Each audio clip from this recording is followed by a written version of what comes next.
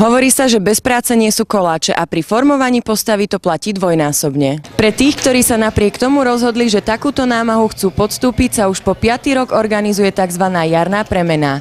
Ide o internetovú súťaž, do ktorej sa môže prihlásiť ktokoľvek, kto má odhodlanie spraviť niečo dobré pre svoje telo. Predovšetkým väčšine ľudí ide o chudnutie, takže najčastejšie je to znižovanie telesnej hmotnosti a redukcii telesného tuku.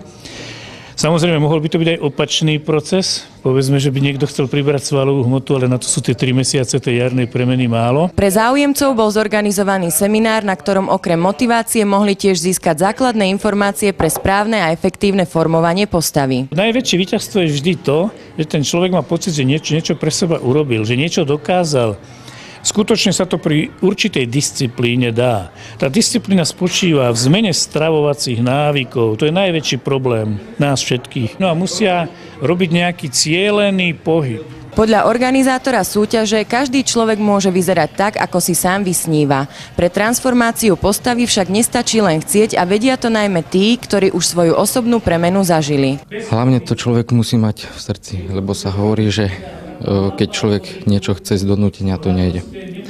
Z donútenia nejde a keď človek to má v sebe, tak vie si potom myslieť sa tým svojím. Seminárov s Juliusom Karabinošom sa zúčastňujú záujemci o súťaž, ale aj takí, ktorí chcú len spraviť niečo pre seba.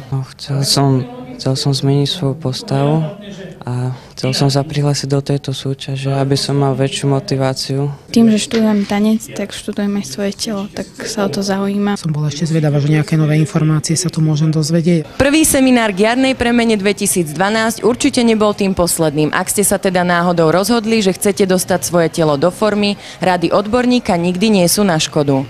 Natália Felixová, televízia Nitrička.